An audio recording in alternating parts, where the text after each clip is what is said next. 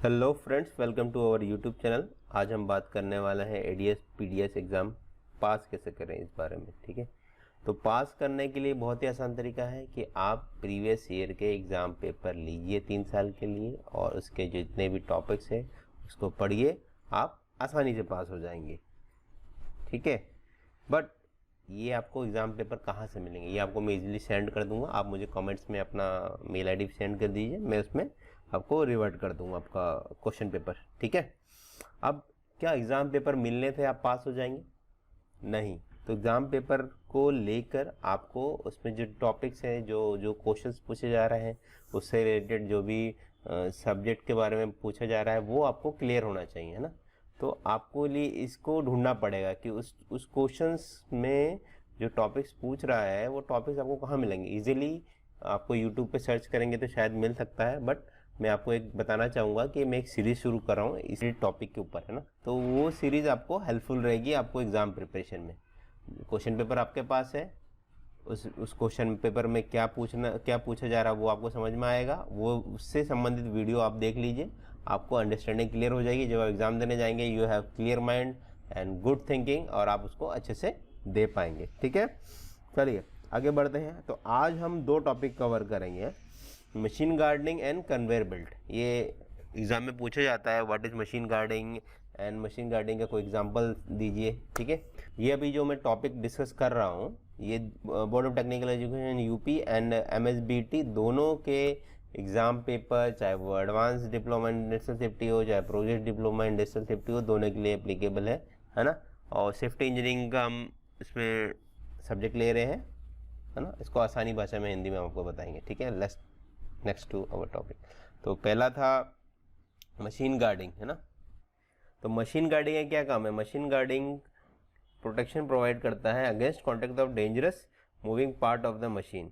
ठीक है, और वर्क प्रोग्रेस के दौरान जब आप काम करते हैं उस समय भी आपको प्रोटेक्शन प्रोवाइड करता है। साथ ही यदि कोई फेलियर हो जाता है तो उस समय भी आपको प्रोटेक्शन प्रोवाइड करता है। मशीन गार्डिंग का ये पर्पस है। ठीक है, मशीन गार्डिंग के 7 प्रिंसिपल होते हैं।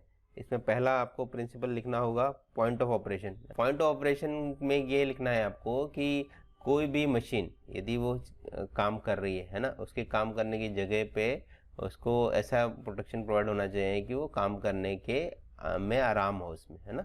वो उस तरह से गार्ड होना चाहिए उसको काम करने में भी आराम हो और वो प्रोटेक्शन भी प्रोवाइड कर सके, तो इसका भी ध्यान रखना है। सेकंड कह रहा है पावर ऑफ। इस तरह से उसका डिज़ाइन होना चाहिए कि यदि कोई इसमें इलेक्ट्रिसिटी ऑफ कर दी जाए तो अपने आप बिजली नहीं चालू हो जाए, है ना। उसमें पावर ऑन ऑफ का बटन होना चाहिए। थर्ड कह रहा है पावर लॉक्ड ऑफ। यदि कोई ऐसी मशीन है जिसमें कोई अनऑथराइज ऑपरेटर के बिना नहीं चलाना चाहिए तो ऐसी मशीन्स में लॉक्ड ऑफ का प्रोविजन होना चाहिए। मतलब उसमें आपको लॉक पावर ऑफ हो जाएगा, साथ ही उसमें लॉक लगाने का प्रोविजन है कि जिसमें लॉक लगा दिया जाएगा और जो ऑथराइज ऑपरेटर है उसके पास की रहेगी उसकी, और जब उसको चलाना होगा तो वो आके उसको चलाएगा। ठीक है, उसके बाद है सेफ्टी गार्डिंग। जो भी रोटेटिंग पार्ट्स है मशीन्स के उसके ऊपर एक कवर प्रोवाइड कर देना। ठीक है, जैसे कि इसमें देखिए दिया गया है एक मोटर है, उसके साथ में एक उसका बेल्ट जा रहा है दूसरे मशीन के ऊपर और उसके ऊपर एक पीला सा गार्ड दिया गया है, एक जाली लगा दी गई है ना। तो ये रोटेटिंग पार्ट को कवर किया गया है, ये सेफ्टी गार्डिंग में आता है। इस तरह से जितने रोटेटिंग पार्ट्स है उसमें आपको गार्ड लगा देना है। ठीक है, उसके बाद है फेंसिंग एंड इंक्लोजर। ऐसी मशीन्स जिसमें आपको एक्सेस को कंट्रोल करना है कि कोई भी व्यक्ति उसके नज़दीक भी नहीं जाए, है ना, ना नज़दीक जाए ना गलती से उसको चलाए ना हाथ लगाए। तो इसके लिए आपको इंक्लोजर बनाना पड़ेगा। चारों तरफ से बाउंड्री वॉल रहेगी, बंद रहेगा और उसका एक ऑथराइज पर्सन रहेगा, वही उसमें एक्सेस करेगा और वही इस मशीन को ऑपरेट करेगा। तो ये फेंसिंग इंक्लोजर भी मशीन गार्डिंग का पार्ट है।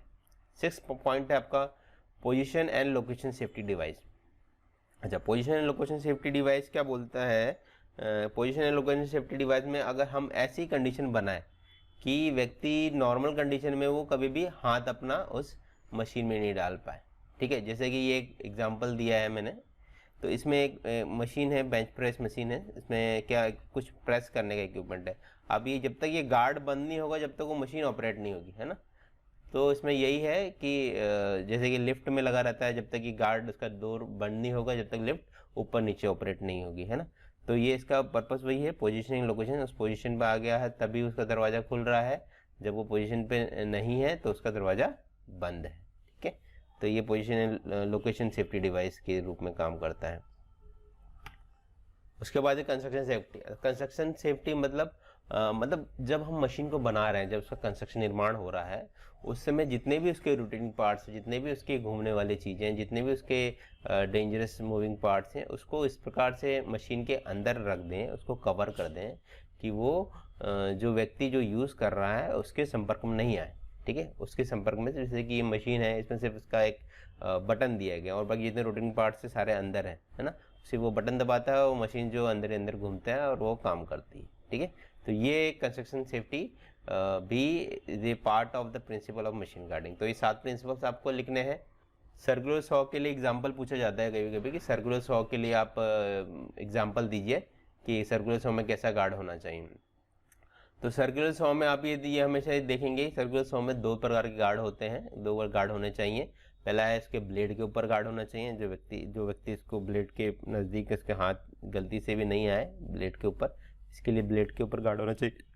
साथ ही एक रिविंग नाइफ करके एक गार्ड बोला जाता है, जो कि ब्लेड के पीछे लगा रहता है, एक लोहे का पार्ट होता है सिर्फ। इसका पर्पज ये होता है कि वो लकड़ी को किक बैक नहीं होना। किक बैक मतलब अगर लकड़ी उसमें आगे कट के आगे जा रही है तो आगे जो पार्ट जो उसमें जो ये सॉ जो चीर रहा है, उसको काट रहा है, उसके बाद आगे जाके चिपक जाएगा और फिर वो चिपकने के बाद वो एक समय में उसको प्रेशर ऐसा बनाएगा, वो किक बैक करता है, पीछे बैक की तरफ मारता है। इसके लिए वो रिविंग नाइफ उसमें गैप मेंटेन करता है, उसमें गैप रहता है तो कभी भी वो जो उसके जो कटे हुए पार्ट्स हैं उसके चिपकते नहीं है, तो किक बैक नहीं करता है। तो इसका ये फ़ायदा है। किक बैक के कारण बहुत इंजरी लग जाती है। बहुत सिंपल इक्विपमेंट है बट बहुत ही अच्छा इफेक्टिव चीज़। अच्छा, टाइप ऑफ गार्ड्स, तो गार्ड्स के प्रकार भी पूछे जाते हैं। तो टाइप ऑफ गार्ड में 4 प्रकार के गार्ड्स के टाइप्स हैं। इसमें पहला है फिक्स्ड गार्ड। फिक्स्ड गार्ड मतलब ऐसा गार्ड जो कि एक जगह पे फिक्स है, जो कि रोटेटिंग पार्ट, जो मूविंग पार्ट है, उसके ऊपर कवर कर दिया जाता है, कि एग्जाम्पल दिया गया। ठीक है, उसके बाद एडजस्टेबल गार्ड। ऐसा एडजस्टेबल गार्ड मतलब वो भी फिक्स गार्ड की तरह ही होते हैं, बट ये मैनुअली एडजस्ट किए जा सकते हैं अपने काम के अनुसार। जो भी ऑपरेटर है, जैसे कि ये ग्राइंडिंग मशीन का गार्ड है, ग्राइंडिंग मशीन के गार्ड को क्या है, आगे पीछे इसको घुमाया जा सकता है, जिससे कि जो ऑपरेटर है, जो उसको चलाने वाला ग्राइंडर है, वो पोजीशन सही बना के उसको अपने काम के अनुसार उसको एडजस्ट करके उस अपने काम को आसानी से कर सके। ठीक है, तो इस प्रकार के गार्ड को एडजस्टेबल गार्ड कहते हैं। मैनुअली एडजस्ट होता है, लेकिन ये फिक्स हो जाता है एक बार मैनुअली एडजस्ट करने के बाद।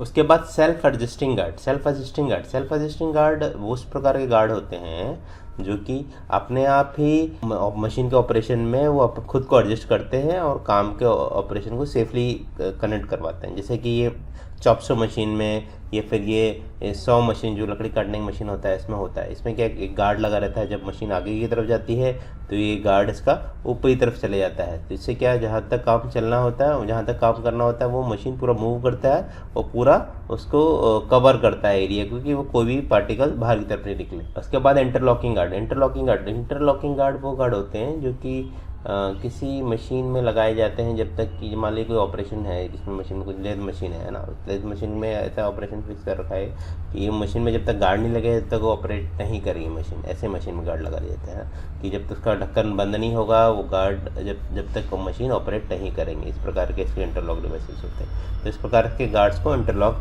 गार्ड कहते हैं। सेकेंड टॉपिक है हमारा कन्वेयर। तो कन्वेयर पे ऐसा सवाल पूछा जाता है, what are the limitations of the conveyor and what are the advantage and disadvantage of the conveyors. तो आप इस टॉपिक पे आप ये आंसर लिख सकते हैं। ठीक है, तो फर्स्ट ऑफ ऑल इसमें आपको छोटी सी कन्वेयर की परिभाषा या स्मॉल डेफिनेशन लिख देनी चाहिए। इसमें लिखना पड़ेगा मैकेनिकल हैंडलिंग इक्विपमेंट है जो कि मटेरियल को एक साइड से दूसरी जगह पे ले जाने के काम का आता है। ठीक है, एडवांटेज में पहला लिखेंगे कंटिन्यूस सप्लाई ऑफ मटेरियल रहता है इसमें, low operating cost rather than transportation system के हिसाब से, high rate and speed of supply, जल्दी आपको सप्लाई मटेरियल मिल जाता है, more efficiency and low cost, इसकी इफिशिएंसी अच्छी होती है और कॉस्ट भी कम होता है। और डिसएडवांटेज क्या है, डिसएडवांटेज है कि cannot be use for a long distance, अगर लंबी दूरी है तो इसको यूज़ करना बहुत ही दिक्कत में होता है। वन टाइम कैपिटल इन्वेस्टमेंट है, फर्स्ट एक ही बार में पैसा बहुत सारा लगाना पड़ता है इसको इंस्टॉल करने के लिए, है ना। Lump should not be big size, कोई भी बड़े साइज बोल्डर्स या बड़े भारी सामान इसको शिफ्ट नहीं किया, छोटे छोटे पार्ट्स में ही भेजा जा सकता है, बड़े भारी चीज़ें नहीं भेजी जा सकती। Cannot work in A high inclination, मतलब ज़्यादा ऊंची जगह पे, जैसे कोई पहाड़ है सीधा खड़ा सा, तो वहाँ पे या एकदम सीधा 90 डिग्री वर्टिकल जाना है, तो वैसी जगह पे ये काम नहीं करता है। तो टाइप ऑफ कन्वेयर बेल्ट में आप देखेंगे तो ये कुछ 8 प्रकार के कन्वेयर बेल्ट हैं। पहला है रोलर बेल्ट कन्वेयर बेल्ट, जैसा कि नेम से देते हैं कि इसमें बेल्ट के नीचे रोलर है, बहुत सारे रोलर लगे रहते हैं और एक जगह प्राइमरी मूवर रहता है जो कि इस बेल्ट को मूव करता है, और ऊपर एक बेल्ट सी रहती है ना। अच्छा, इस प्रकार के कन्वेयर को रोलर बेल्ट कन्वेयर बेल्ट कहते हैं, ठीक है। क्या होता है flat belt conveyor? Flat belt conveyor क्या होता है? फ्लैट बेल्ट कन्वेयर मतलब ऐसा, इसमें इसका जो बेड है इसको फ्लैट रहेगा, इसमें नीचे रोलर कुछ नहीं, इसमें फ्लैट एकदम टेबल सर्फेस रहेगी, एक जगह प्राइमरी मूवर रहेगा जो इसको घुमाएगा, और ये इस पर एक बेल्ट सी रहेगी जो इसको रोटेट होती रहेगी, इस पर कुछ सामान रहेगा और वो घूमता रहेगा, आगे मूव होता रहेगा, ठीक है। तो इसको फ्लैट बेल्ट कन्वेयर कहेंगे हम लोग। मॉड्यूलर बेल्ट कन्वेयर क्या होता है? मॉड्यूलर बेल्ट कन्वेयर एक छोटे छोटे प्लास्टिक के पार्ट से लिंक्ड होकर एक बेल्ट बनाया जाता है ना, और जो आपका रोटेटिंग प्राइमरी मूवर है वो इसको मूव करता है। इसका पर्पज़ ये होता है कि जो कि ऐसी कोई चीज़ें बार बार जो गिरती रहती हैं, जो कि ख़राब हो जाती है, ठीक है, तो पूरा बेल्ट को चेंज करने की ज़रूरत नहीं है। इसमें जो जो जो पार्ट्स जो ख़राब रहता है वो उसको चेंज कर सकते हैं, ईजी टू वो यूज़ होती है, वॉशेबल होती है, तो उस जगह पे इसको यूज़ किया जाता है। क्लीटेड बेल्ट कन्वेयर, क्लीटेड बेल्ट कन्वेयर में कहीं भी आपको कहीं ऊपर कोई मेटल शिफ्ट करना है, ऊपर उठा के ले जाना है, वैसी जगह पे आपको क्लीटेड बेल्ट कन्वेयर का डिज़ाइन मिलता है। कर्व्ड कन्वेयर बेल्ट मतलब ऐसी जगह जहाँ पे आपको कोई मेटल को लेके घूमना है ना, तो उस जगह पे इस तरह से उसका बेल्ट का डिज़ाइन रहता है कि वो बेल्ट को जो बेल्ट है आपका 180 डिग्री तक घूम सके में सामान को लेकर। उसके बाद इंक्लाइंड बेल्ट कन्वेयर, ऐसी जगह पे जहाँ आपको ऊपर जाना है, नीचे जाना है, तो इसी जगह पे आपको इंक्लाइंड या डिक्लाइन बेल्ट कन्वेयर बेल्ट का यूज़ किया जाता है ना, कन्वेयर से यूज़ किया जाता है, जो कि मटेरियल को ऊपर नीचे ले जाता है। इसमें जिसका सरफेस थोड़ा सा रफ किया जाता है कि वो मटेरियल जो है उसको थोड़ा ग्रिप करके चले। Sanitary and wash down conveyors वो होते हैं जिसमें ये स्पेशली वहाँ यूज़ करते हैं जहाँ पे आपका कोई मटेरियल गिरता रहता है, इसको बार बार क्लीन करना पड़ता है, तो इस प्रकार के ये बेल्ट होती है जिसको बार बार धोया जा सकता है ना, तो ये sanitary and wash down conveyor belt होती है। स्पेशलिटी कुछ अलग से स्पेशल भी कन्वेयर बेल्ट होती है जो कि अलग प्रकार, जैसे कि फाइबर ग्लास की हो सकती है, मेटल नब कन्वेयर बेल्ट हो सकती है, ब्लैक लेड कन्वेयर बेल्ट हो सकती है, वैक्यूम कन्वेयर बेल्ट हो सकती है, ये कोई स्पेसिफिक काम के लिए यूज़ किया जाता है, ठीक है। बेसिकली 8 कन्वेयर हैं जो कि आपको एग्ज़ाम में लिखने हैं। उसके बाद safety in conveyor, safety isolation from energy sources होना चाहिए। उसके बाद सेकंड है कि इसको में लोटो का प्रोविज़न होना चाहिए कन्वेयर्स में। Fitted with the emergency switch, जगह जगह पे इमरजेंसी स्विचेस लगे होने चाहिए। इमरजेंसी पुल कॉर्ड स्विच होना चाहिए, यदि कहीं स्विच नहीं तो एक कॉर्ड जैसी लगी रहती है, कॉर्ड खींचने से भी वो आपका जो कन्वेयर का सिस्टम है वो रुक जाता है, कन्वेयर जो मूव होना बंद हो जाता है, तो वैसे सिस्टम होना चाहिए। Machine should be periodically check, उसमें समय समय पे आपका उसका इंस्पेक्शन होना ज़रूरी है, ठीक है। ऑथराइज ऑपरेटर ही मशीन्स के नज़दीक, कन्वेयर्स के नज़दीक काम कर सकते हैं, ये इंश्योर करना चाहिए। प्लस जो रोटेटिंग पार्ट्स हैं, जो प्राइमरी मूवर्स हैं या जहाँ पे भी जो घूम रहे हैं चीज़ें है ना, तो उसको आपको प्रोटेक्शन देना चाहिए थ्रू गार्डिंग, ठीक है। तो दीज आर द आंसर जो कि आपको देना है। यार होप आपको समझ में आया होगा। नेक्स्ट वीडियो में हम अलग टॉपिक को लेंगे और पूरे इस सिलेबस को ख़त्म करेंगे और इजीली एग्ज़ाम्स को अचीव करेंगे। Thank you.